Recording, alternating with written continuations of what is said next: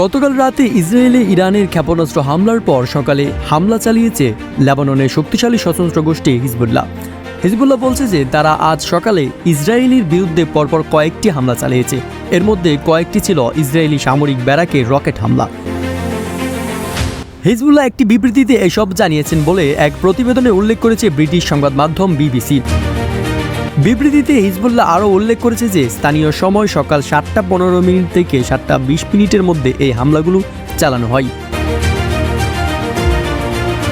Hezbollah বলছে তারা যত ক্ষেপণাস্ত্র হামলা চালিয়েছে এর বেশ কয়েকটি সরাসরি ও নির্ভুলভাবে লক্ষ্যে আঘাত এনেছে। এই হামলা চালানোর কিছুক্ষণ আগেই লেবাননের দাইস শহর থেকে ইসরায়েলি সেনাদের পিছু হাঁটিয়ে নেওয়ার কথা জানায় হিজবুল্লাহ।